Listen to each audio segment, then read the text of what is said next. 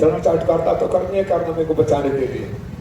राजनीति का इतना निचला स्तर, कह रहे हैं कि सांसद जी के घर के सामने का रास्ता भी मंत्री जी बनवा रहे हैं, तो मंत्री जी नगर विभाग का भी चला रहे हैं, वहीं से टेंडर भी हो रहा है क्या, वहीं से आदेश भी हो रहा है क्या? मेरे घर का सामने का रास्ता नहीं बनवाए। मैं इसलिए अपने लोगों को बीच में कह रहा हूं कि आपको ये नहीं लगना चाहिए कि आपका सांसद इतना कमजोर है। मेरे घर के सामने का रास्ता इसलिए बनवाए कि दिशा के बैठक में मैंने भ्रष्टाचार पकड़ लिया था और डीएम को आदेश दिया कि इसके ऊपर आप एफआईआर करो, जेल भेजो, क्योंकि एक बार उसी सड़क पर पैसा निकाल चुके हैं सब पैरे के नाम पे, वो जेल जाने के डर से। और ये वही माननीय है जब हमारी सरकार थी तो ऐसे लग रहा था भागे भागे रोज चक्कर लगा रहे थे। अगर मैं नहीं होता तो इनकी जना के विधायक और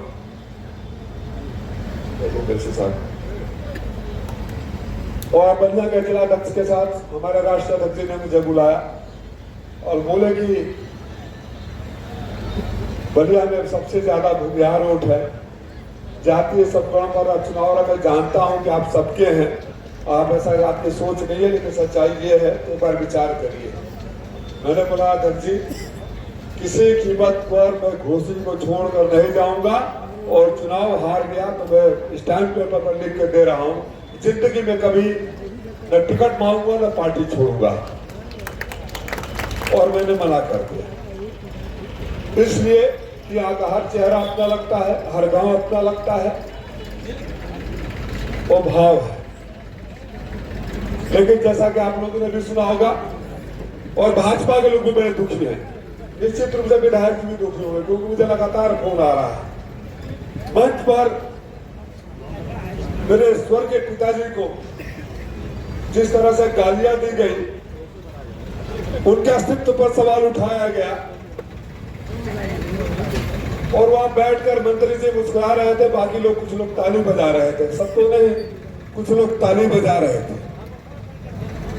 ये राजनीति का संस्कार तो नहीं, ये स्वच्छता की राजनीति तो नहीं। हमने तो राजनीति की शुरुआत पूर्व प्रधानमंत्री स्वर्गीय चंद्रशेखर जी के कदमों से, जनेश्वर मिश्रा जी के चरणों में और श्रद्धेय नेताजी के चरणों में रखकर कटहरा सीखा, बड़ा हुआ। हमें तो ये नहीं सिखाया गया था। और जिस व्यक्ति से मेरे स्वर्गीय पिताजी के बारे में अपमानजनक शब्दों को बुलवाया गया, उनके अस्तित्व पर सवाल उठाया गया, मैं तो उसकी पत्नी का भी देहांत हुआ था तो कुछ महीनों पहले उसके दरवाजे पर गया था। वैसे साहब, यही संस्कार है। मुझे पीड़ा उस व्यक्ति का नहीं हुआ क्योंकि ऐसे लोगों का ये किसी को होते नहीं है, उनके बारे में जिक्र करना भी नहीं है। लेकिन आदरणीय मंत्री जी, जिनको मैं शुरू से बड़ा भाई कहता हूँ और आज भी करता हूँ, सम्मान भी व्यक्त करता है। इसलिए सम्मान है कि सरकार कोई होगा, सत्ता पक्ष से कोई मजबूत पद पर रहेगा तो कोई भी काम ज्यादा करे कम करे ये होगा, लोग तो कराएंगे। कोई भी काम कराएगा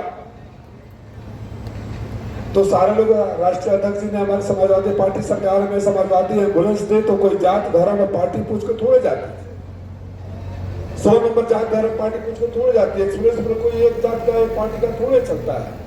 लैपटॉप, कन्या विद्यादान, बेरोजगारी भत्ता सोच को थोड़े दिया गया। इसलिए मुझे खुशी हुई, चलो हमारी सरकार नहीं हुई, बहुत शक्तिशाली प्रधानमंत्री के आस आए हैं और मैं हमेशा सम्मान करता हूँ। मुझे पीड़ा तब हुई, मुझे लगा, और मैं कई बार उस वीडियो को घुमा घुमा कर देखा, मुझे पीड़ा तब हुई जब देखा कि वो मुस्कुरा रहे हैं और बाकी लोग ताली बजा रहे, बल्कि वो भूल गया था तो नाम याद दिला रहे हैं मेरा। और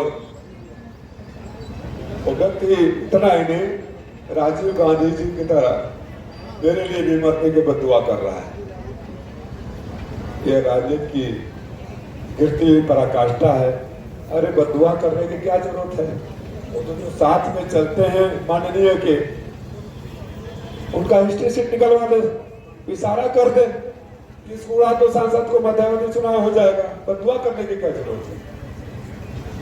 मन बहुत पीड़ा, उम्मीद नहीं थी। भुज में जो एक बार के लगा के शायद मंत्री जी समझ नहीं पाए, भाषण खत्म होगा तो खड़ा होकर बोले कि नहीं, ये राजनीति नहीं है, किसी के दिवंगत पिताजी को, चाहे मंत्री जी के स्वर्गीय पिताजी का सम्मान वही है जो मेरे पिताजी का मेरे मन में है। सबको है, यहाँ जितने बैठे हैं सबके मन में वही सम्मान है, यही संस्कार है। लेकिन वो तो हद तब हो गई जबकि एक और छोटे वाले माननीय को खड़ा किए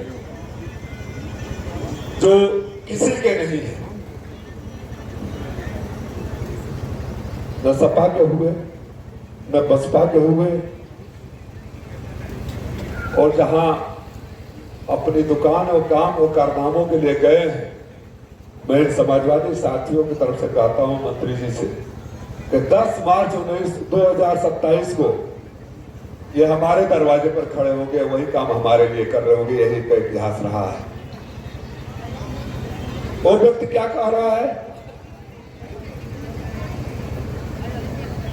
सुर्खियों में रहने के लिए ऐसे लोग आपका जिक्र करते। मेरे मालिकों, आपको गर्व नहीं हुआ जब आपका सांसद पहली बार सदन में बोला, सबसे ज्यादा बोला? हुआ कि नहीं हुआ? जब देश की सरकार ने ऑपरेशन सिंदूर के बाद 5 देशों में देश का पक्ष रखने के लिए भेजा, जब संयुक्त राष्ट्र महासभा में 198 देशों के प्रतिनिधियों, विदेश मंत्री, प्रधानमंत्री के सामने यूपी से इकलौता सांसद गया, गर्व हुआ कि नहीं हुआ? कभी सोचा था आपने? उस सांसद को बोले कि मंत्री जी का नाम लेना पड़ेगा मुझे सूची में रहने के लिए। जब मंत्री जी गुजरात में थे तब भी मैं पार्टी का राष्ट्र प्रवक्ता था, हारा या जीता एक चुनाव लड़ चुका था। और तो हद तो तब हो गई जब हमारे कामों का हिसाब मांगने लगे और कह रहे एक काम तो बताइए। उनकी पीड़ा ये थी कि उन्होंने एक भवन बनाया, क्या नाम है, मंगलम मंडपम, क्या नाम है? जनता का दर्शन नहीं हुए अभी आज तक। और जब ये गए माननीय छोटे वाले तो पत्थर पर बनाने गया था। अब चरण चाट करता तो करनी कारनामे को बचाने के लिए। राजनीति का इतना निचला स्तर, कह रहे हैं कि सांसद जी के घर के सामने का रास्ता भी मंत्री जी बनवा रहे हैं, तो मंत्री जी नगर विभाग का भी चला रहा है, वहीं से टेंडर भी हो रहा है क्या? वहीं से आदेश भी हो रहा है क्या? मेरे घर का सामने का रास्ता नहीं बनवाए। मैं इसलिए अपने लोगों को बीच में कह रहा हूं कि आपको ये नहीं लगना चाहिए कि आपका सांसद इतना कमजोर है। मेरे घर के सामने का रास्ता इसलिए बनवाए कि दिशा के बैठक में मैंने भ्रष्टाचार पकड़ लिया था और डीएम को आदेश दिया कि इसके ऊपर आप एफआईआर करो, जेल भेजो, क्योंकि एक बार उसी सड़क पर पैसा निकाल चुके हैं सबके पैरे के नाम पे, वो जेल जाने के डर से। और ये वही माननीय है जब हमारी सरकार थी तो ऐसे लग रहा था भागे भागे रोज चक्कर लगा रहे थे। अगर मैं नहीं होता तो इनकी जन्म कुंडली उतना खराब हो गया होता कि आज ये बोलने लायक नहीं होते। और रिकॉर्ड पर है, मंच पर बैठे सारे नेता लोग जानते हैं।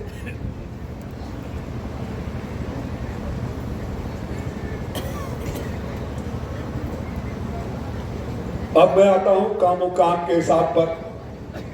सांसद तो अब बना, जब सांसद नहीं था तो हो सकता है मेरे बड़े भाई साहब उस समय नहीं थे, मऊ में गुजरात में थे, उनको ज्ञान नहीं हो।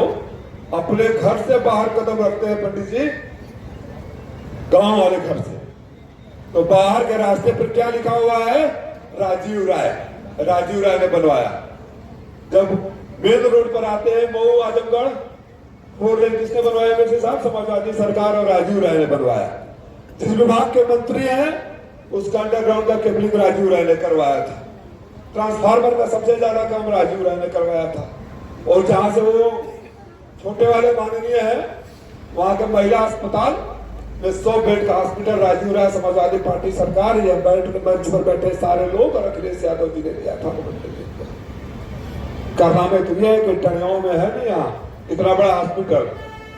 4 बार मैं दिशा के बैठक में फायर हुआ तो कुछ डॉक्टर आए। मंत्री जी के गांव का भी सीएचसी हमने बनवाया। 4 विधानसभा में सीएचसी दिया। स्वर्गीय राजकुमार राज के पुण्यतिथि पर शिवपाल जी आए थे। पहली बार एक साथ 600 करोड़ रुपए थे वहां, 600 करोड़ रुपए का बजट पास हुआ। मैं कागज लेके आया हूं सारे, हिसाब किताब लेकर आया हूं और इतने बैठे मालिकों के सामने से चुनौती देता हूं। और बता देना पत्रकार साथियों आप लोग, मैं गाली नहीं दूंगा, समाजवादी गाली नहीं देंगे। जिस अपने भाई और बेटे को इतिहास की सबसे बड़ी जीत दर्ज करा के आपने सदन में भेजा। और मैं चुनाव के समय क्या कहता था कि हमारी आवाज खो गई है। आजादी से लेकर स्वर्गीय कल्पनाथ राय जी तक आपकी आवाज होती थी, देश की आवाज होती थी। आप जब बोलते थे तो देश सुनता था। हमारी आवाज खो गई है, आप मुझे एक बार मौका दे दो, आशीर्वाद दे दो, आपकी आवाज एक बार फिर गूंजेगी। मैं तो दिल्ली की बात किया था, आपकी आवाज को तो मैं न्यूयॉर्क तक गुजा दिया, इस्लामाबाद को तक गुजा दिया। अभी